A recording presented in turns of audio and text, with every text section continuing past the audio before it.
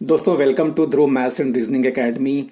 आज हम लोग प्रतिशत के सवालों को जो कंपटीशन में पूछे जाते हैं उनको बहुत इजी तरीके से कैसे कर सकते हैं वो करके देखेंगे। ये पार्ट 2 है। चलिए शुरू करते हैं। देखिए सवाल में क्या कह रहा है। किसी जनपद में रहने वाले व्यक्तियों की संख्या 62,50,000 है। यदि यह संख्या 2% वार्षिक की दर से बढ़ती है तो 4 वर्ष बाद वहां रहने वाले व्यक्तियों की संख्या कितनी हो जाएगी। ठीक है, तो जब भी इस तरह के सवाल दिए होते हैं जहां पे वार्षिकी की दर से बढ़ रहा होता है कोई चीज या घट रहा होता है तो वहां पे जो टोटल व्यक्तियों की संख्या है वो जो टोटल नंबर है उसको ले लीजिए।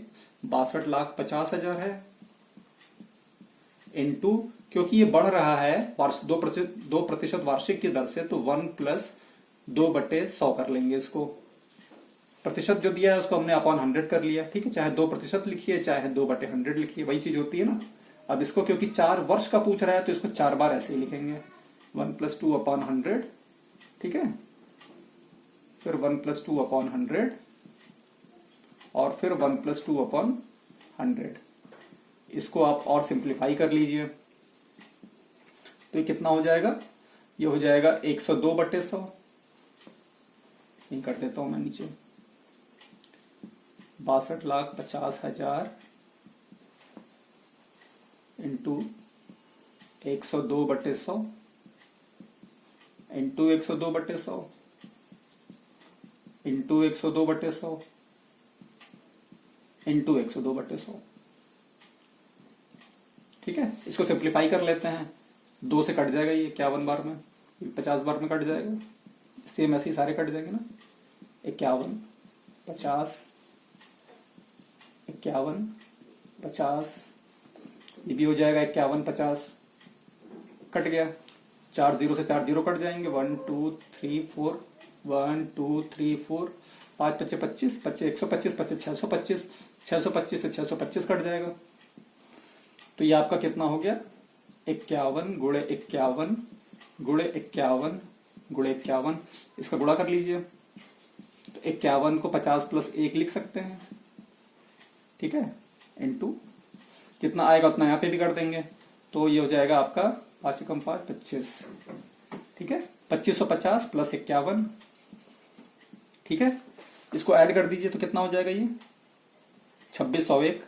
2601 यहाँ पे है और 51 × 51 यहाँ पे भी था तो 2601 हो गया। अब इन दोनों का आपस में मल्टीप्लाई कर लीजिए, आंसर आ जाएगा। तो देखिए मैंने सिखाया हुआ है कि 4 डिजिट मल्टीप्लीकेशन बहुत इजीली आप कैसे कर सकते हैं, उसी ट्रिक से करते हैं हम लोग। ठीक है, 1 से 1 में मल्टीप्लाई करेंगे 1 आ जाएगा, 0 में करेंगे और 1 × 0 0, 0 × 1 0, ये 0 आ गया। फिर 1 से 6 में करेंगे 6 और 6 से 1 में करेंगे 6 और 6 12, 0 का 0 हो गया, 12 का 2, 1 कैरी ओवर हो गया। फिर 1 से 2 में करते हैं तो 2 2 और 2 4 और ये आपस में 0 हो जाएंगे। 4 + 1 5। ठीक है, इसका काम हो गया। अब इससे कर लेते हैं। 0 × 2 0, 2 × 0 0, 6 × 6 36 का 6, 3 कैरी ओवर। अब इसमें कर लेते हैं 6 × 2 12, 12 + 12 24, 24 + 3 27 का 7, 2 कैरी ओवर हो गया। अब इसका कर लेते हैं 2 × 2 4, 4 + 2 6। ये आपका 6765201 आंसर आ जाएगा। देखिए क्वेश्चन में क्या कह रहा है। किसी चुनाव में 2 उम्मीदवार भाग लेते हैं और इस चुनाव में 25% वोट अवैध घोषित हो जाते हैं तथा जीतने वाला प्रत्याशी वैध मतों का 80% प्राप्त करता है और 1,60,020 वोट से जीत जाता है। वैध मतों की संख्या ज्ञात करें। कुल वोट क्या था ये भी बताएं। तो 2 चीजें पूछ रहा है इसमें, वैध मत भी पूछ रहा है और कुल वोट क्या था वो भी बताना है इसमें। तो देखिए इसमें क्या दिया है कि जो वैध मतों का 80% प्रत्याशी प्राप्त करता है और इतने वोट से जीत जाता है, तो हमें ये तो पता है कि वैध मत जो है उसका 80% प्राप्त कर रहा है ना। तो हम वैध मत मान लेते हैं कि वैध मत कितने हैं, 100 हैं। ठीक है ना, वैध मत 100 हैं। अब 100 में जो प्रत्याशी वैध मत का कितना पा रहा है, वो 80% पा रहा है। 80% पा रहा है मतलब 100 का 80 कितना हो गया, 80 हो गया। ठीक है, अगर इसको वैध मत का 80 मिल रहा है 80%, तो बाकी को कितना मिलेगा, जो बचा है वो मिलेगा, बाकी को मिल जाएगा 20। ठीक है, तो ये जो इस 80 और 20 हो गया। अब ये जो 20, 80 और 20 का अंतर है, कितने वोट का अंतर है, 60 वोट का अंतर है ना। जो जीतने वाला प्रत्याशी है उसको 80 मिले और हारने वाले को 20 मिले, तो दोनों के जो वोट हैं उनका अंतर क्या आ गया, 60 आ गया। ये जो 60 वोट हैं ये किसके बराबर हैं, कितने वोट से जीत रहा है वो, 1,60,000 20 वोट से जीत रहा है ना, तो इस 60 वोट कितने के बराबर हो गए, 1,60,000 20 के बराबर हो गए। ठीक है, आ रहा है ना समझ में क्या कह रहा हूं मैं, जितने वोट का अंतर है उतने ही वोट से वो जीता है। तो यहां पे अगर 60 का अंतर आ रहा है तो ये 60 इसके बराबर हुआ ना, जितने वोट से जीत रहा है। तब 60 वोट अगर 1,60,000 20 के बराबर हैं तो एक वोट निकल आएगा कितने के बराबर है। ठीक है, 1,60,000 20 बटे 60, कट कर दीजिए इसको। ठीक है, 2 से कट जाएगा ये, 8,001 बाई 3, ये फिर से 3 से कट जाएगा ये, 3 दूनी 6, 2 बचा, 3 छक्के 18, फिर 2 बचा, 3 छक्के 18, फिर 2 बचा, 3 सत्ते 21, 2667 वोट आ गए। एक वोट 2667 के वोट के बराबर है, तो 100 वो हमने माने हैं कि वैध वोट 100 है, तो 100 वोट कितने के बराबर हो जाएंगे, जब एक वोट इतने के बराबर है तो 100 के लिए उसमें मल्टीप्लाई कर देंगे 100 से, 2667 इंटू 100, तो ये आपके जो वैलिड वोट हैं 266700 आ गए। ठीक है, ये तो वैध मत आ गए। अब और क्या पूछ रहा है, कुल वोट क्या था ये भी बताएं, कुल वोट भी पूछ रहा है। ठीक है, तो अब देखिए कुल वोट कैसे बताएंगे, इसमें क्या दे रहा है कि 25% वोट जो हैं अवैध घोषित हो जाते हैं, है ना, 100 में से 25% अवैध घोषित हो गए, तो कितने बचे, 75% ही तो बचे, जो वैध वोट है वो 75% बचे, वो 75% जो हैं वो कितने के बराबर हैं, वैध वोट निकाला है हमने, इतने 266700 के बराबर है, तो 75% वोट 266700 के बराबर हुए, तो 1% वोट कितने के बराबर हुआ, 266700 बाई 75, है ना। ठीक है, कोई कंफ्यूजन हो तो कमेंट बॉक्स में जरूर बताइएगा। 1% इतने के बराबर है तो 100% निकल आएगा, 266700 बाई 75 इंटू 100, इसको कट कर दीजिए तो कितनी बार में जाएगा ये जाएगा आपका 3 बार में जाएगा ये, और ये जाएगा 4 बार में, 25 से 25 या 75, 25 चौके 100। ठीक है, अब ये कट होगा 3 से, 3 अट्ठे 24, 2 26, 3 अट्ठे 24, 2 3 27, हाँ कट हो जाएगा ये भी, इसको भी कट कर दीजिए तो ये आ जाएगा 3 अट्ठे 24, 2 3 अट्ठे 24, फिर 2 3 9 27, ठीक है, 889900 ये आ गया। ठीक है, इसको इसमें गुणा कर दीजिए तो कितना आ जाएगा, 0 0 4 36 6 3 8 चौके 32 3 35 के 5 हासिल 3 और 8 चौके 32 और 3 35, मतलब ये आ जाएगा 3,55,600 टोटल वोट थे। देखिए इस प्रश्न में क्या कह रहा है, एक मकान मालिक ने किराए में 20% की कमी किया और फिर 20% की वृद्धि कर दिया, तो उसने कुल किराए में कितने प्रतिशत का वृद्धि या कमी किया। ठीक है, तो इस तरह के सवाल को हम लोग 2 तरीके से कर सकते हैं। देखिए पहला तरीका क्या है कि हमें ये तो पता नहीं है कि उसका किराया कितना था, तो ये हम मान लेते हैं कि किराया उसका 100 रुपया था, 100 रुपीज था। ठीक है, अब उसने क्या किया कि 20% का इसमें कमी कर दिया, -20% कर दिया है ना, -20% कर दिया, तो 100 का 20% कितना हो गया, 20 रुपया, और 20% कमी किया है मतलब 20 रुपया कम किया है, तो 100 - 20 80 रुपया हो जाएगा। ठीक है, अब फिर उसने क्या किया कि 20% की वृद्धि कर दिया, इसमें क्या किया उसने, जो 80 रुपया किराया किया था 20% बढ़ा दिया। देखिए जो जो कह रहा है बस वो करते जाना है, तो 80 का 20% कितना हो जाएगा आपका 16 रुपए, 8 दूनी 16 है ना, और 80 पहले से था, तो 80 + 16 हो गया आपका 96, मतलब पहले जो किराया 80 था वो 96 हो गया। तो पूछ रहा है उसने किराए में कितने प्रतिशत की वृद्धि या कमी किया, तो देखिए पहले जो किराया था वो कितना था, 100 रुपए, अब हो गया 96 रुपए, तो अंदर कितने का आ रहा है, 4 का आ रहा है ना, मतलब कि 100 रुपया किराया था, 4 रुपया हो गया, तो 100 का 4 कितना प्रतिशत है, 4% है, मतलब कि उसने कितने का कमी किया, 4% का।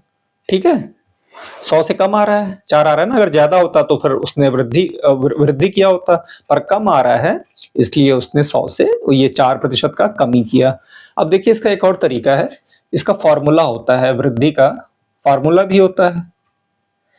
अगर कहीं वृद्धि पूछ रहा है या पूछ रहा है कितना अधिक है, तो उसका फॉर्मूला होता है x plus y plus x into y upon 100। ये होता है जितने का वृद्धि किया x या जितने का कमी किया वो x हो जाएगा, जितने का वृद्धि किया वो y हो जाएगा, दोनों का मल्टीप्लाई अपॉन 100 ही होता है। ठीक है, तो x देखिए कमी किया 20% का, तो कमी को माइनस में कर लेंगे 20%। फिर 20% का वृद्धि किया तो y जो है 20 हो जाएगा, फिर इन दोनों का मल्टीप्लाई हो जाएगा -20 इंटू 20 अपॉन 100। ठीक है, देखिए ये कमी पहले दे दिया और वृद्धि बाद में दिया। ठीक है, कभी वृद्धि पहले कर सकता है और कमी बाद में कर सकता है, तो ये इंटरचेंज कर देगा, है ना। तो वो जो है आपको उस हिसाब से करना रहेगा। -20 से 20 कट जाएगा, 0 से 0 कट जाएगा, ये -4 आ गया मतलब -4% का कमी किया। ठीक है, इस क्वेश्चन में पूछ रहा है यदि चीनी की खपत 12 किलो से बढ़कर 15 किलो हो जाती है तो प्रतिशत वृद्धि ज्ञात कीजिए। तो देखिए जो क्वेश्चन में कह रहा है बस वही कर लेते हैं। 12 केजी है और 12 केजी से बढ़कर 15 केजी हो जा रहा है ना। मतलब कि कितने किलो बढ़ जा रहा है, ये 3 किलो बढ़ जा रहा है। 15 माइनस 12 3 किलो, बस इससे आपका निकल आएगा 3 किलो किस पे बढ़ रहा है, जो 12 केजी था वही 3 किलो बढ़ रहा है ना, तो 3/12 हो जाएगा इंटू 100। प्रतिशत वृद्धि ज्ञात करना है, 3 से 12 डिवाइड कर दीजिए, 4 से 100 डिवाइड हो जाएगा 25 बार में, तो ये आपका आ जाएगा 25%। अच्छा देखिए यहाँ पे क्या होता है कि कुछ लोगों को कंफ्यूजन होता है कि सर आपने जो है ये 25% कैसे ले लिया, 25 कट गया तो 25 होना चाहिए। तो देखिए ऐसा होता है कि क्योंकि प्रतिशत है ना, तो हम केवल 100 अपने से नहीं लेते हैं, ये एक्चुअल में 100/100 होता है, 100/100 होता है। ठीक है, इसीलिए जब ऑटोमेटिकली जब ये कट जाता है तो इसको हम या तो प्रतिशत लिख लीजिए या 25/100 लिख लीजिए, तो इसको हम 25% लगा देते हैं। तो इसमें ये बहुत लोगों को कन्फ्यूजन होता है कि जब ये 100 कट गया तो प्रतिशत कहाँ से आ गया ये, तो इसका लॉजिक यही होता है, क्योंकि प्रतिशत निकालना है तो ये हम मान के चलते हैं। ठीक है, तो ये ध्यान रखिएगा। देखिए इस क्वेश्चन में क्या कह रहा है, मोहन का वेतन सोहन के वेतन का 60% है, सोहन का वेतन रोहन के वेतन का 80% है। यदि तीनों का सम्मिलित वेतन 2,28,000 रुपए है तो बताइए कि मोहन का वेतन कितना है। तो जो कैरेक्टर है पहले उसको लिख लेते हैं। पहला कैरेक्टर है मोहन, दूसरा कैरेक्टर है सोहन और तीसरा कैरेक्टर है रोहन। ठीक है, अब जो है मोहन का वेतन सोहन के वेतन का 60% है, सोहन का वेतन रोहन के वेतन का 80% है। रोहन का नहीं दिया है कि कितना है, तो रोहन का मान लेंगे कि 100 रुपए है। अब रोहन का 100 है तो सोहन का वेतन जो है वो रोहन के वेतन का 80% है। 100 का 80% मतलब 80 रुपए है। मोहन का वेतन सोहन के वेतन का 60% है, 80 का 60% 48 रुपए हो जाएगा। 80 इंटू 60 है ना। ठीक है, 80 का 60% हो जाएगा तो 48 आ जाएगा। और दिया है तीनों का सम्मिलित वेतन, मतलब इन तीनों को ऐड कर देते हैं तो वो कितने के बराबर है, 2,28,000 के बराबर है। जब तीनों का वेतन जो है 2,28,000 के बराबर है तो ये तीनों कितना होगा, ये आपका हो जाएगा 80 और 48 आपका हो गया 128 और 100 228। 228 कितने के बराबर है, 2,28,000 के। तो इसका रेशियो निकल आएगा, एक पे कितने का ये अंतर आएगा, 228 से 228 कट जाएगा 1,000 का। ठीक है, एक पे निकल गया 1,000 का, तो हमें किसका बताना है, मोहन का बताना है। तो मोहन का 48 है तो ये हो जाएगा मोहन का वेतन आपका 48 एक है 1,000 के बराबर में है, तो 48 कितने के बराबर हो जाएगा, 48,000 के बराबर हो जाएगा। ठीक है, ये आपका आंसर आ जाएगा। इस क्वेश्चन में क्या कह रहा है, दाल का मूल्य 80 रुपए प्रति किलो से बढ़कर 120 रुपए प्रति किलो हो जाता है। खर्च को समान बनाए रखने के लिए खपत को कितने प्रतिशत कम करना चाहिए। ठीक है, ये कह रहा है। तो जो सवाल में दिया हम लोग वैसे ही करते जाते हैं। 80 रुपए प्रति किलो दिया हुआ है, ठीक है। 80 रुपए पर केजी से ये बढ़ के हो जा रहा है 120 रुपए पर केजी, ठीक है। खपत को पूछ रहा है कि खपत को कितने प्रतिशत कम करना चाहिए, तो पहले देख लीजिए कि बढ़ कितना आ रहा है। ये 40 केजी मतलब खपत बढ़ जा रही है, ठीक है। 40 केजी जो खपत है वो किस पे बढ़ रही है? खपत को देखिए, इस पे ध्यान देना है कि खपत को पूछ रहा है कितने प्रतिशत कम करना चाहिए, है ना। तो जब खर्च को समान बनाए रखने के लिए खपत को कम करना है तो खपत हमारी जो बढ़ रही है हम उसको लेंगे। खपत हमारी हो जा रही है 120, तो 40/120 इंटू 100 हो जाएगा। ये 0 से 0, 4 से 3 बार में कटेगा, 100/3, ठीक है। 100/3 हो गया। ये आपका आ जाएगा 33.33% खपत जो है वो कम करना चाहिए, ठीक है। देखिए सवाल में क्या कह रहा है, एक संख्या में पहले 20% वृद्धि तथा पुनः 30% की वृद्धि की गई है। बढ़ी हुई संख्या को कितने प्रतिशत कम किया जाए कि वह प्रारंभिक संख्या के बराबर हो जाए। संख्या तो दी नहीं है तो पहले हम संख्या ही मान लेंगे कि 100 है ना। अब उसमें 20% जो जो कह रहा है बस वही करते जाना है। देखिए 20% की वृद्धि हो रही है तो 100 से 20% कितना हो गया, 120, है ना। 100 का 20% 20, तो ये हो गया 20% की वृद्धि हुई है तो 100 में 20 120 हो गया। और फिर से 30% की वृद्धि हुई है इसमें 120 में, तो 120 प्लस 120 का 30% इंटू 30/100 हो जाएगा, ठीक है ना। ये तो सिंपल सा है। तो 12 गुणे 3 36 और 120 156, ये तो हो गया जो पहली लाइन में कहा है। फिर क्या कह रहा है, बढ़ी हुई संख्या को कितने प्रतिशत कम कर दिया जाए कि यह प्रारंभिक संख्या के बराबर हो जाए। तो प्रारंभिक संख्या क्या है, 100 है, और बढ़ी हुई संख्या कितनी है, 156 है। इन दोनों के बीच में कितनी संख्याओं का अंतर है, 56 का अंतर है, ठीक है। माइनस कर लिया तो 56 आ गया। अब 56 का अंतर किस पे है, हम लोग को किसको कम करना है, जो बढ़ी हुई संख्या है उसको कम करना है ना। तो बढ़ी हुई संख्या कितनी है, 156 है। 56 पे 156 इंटू 100 कर लेंगे। इसको आप और सिंप्लीफाई कर लीजिए तो ये कट जाएगा, 2 7 14, 2 8 16, ये 50 बार में कट जाएगा। और ये 39, 2 से 39 बार में कट जाएगा, ये 28 बार में कट जाएगा, ठीक है। तो ये हो जाएगा आपका 28 25 140 और 0 100 1400/39, ठीक है ना। अब 39 से 1400 में डिवाइड कर लीजिए अगर और सिंप्लीफाई करना है तो। 40 से 3 बार में जाएगा, 39 है, 117, 223, ये 0 आ गया। अब कितनी बार में जाएगा ये, 40 25 200 होता है, 5 बार में जाएगा, 195 है ना, 35 बचा, ठीक है। पॉइंट लगा के 0 लगा देंगे। अब कितनी बार में जाएगा, 35, 4 8 32 होता है, 4 9 36 हो जाएगा, 8 बार में जाएगा। तो ये 35.8 आपका 35.8% कम करना पड़ेगा, ये आंसर हो जाएगा।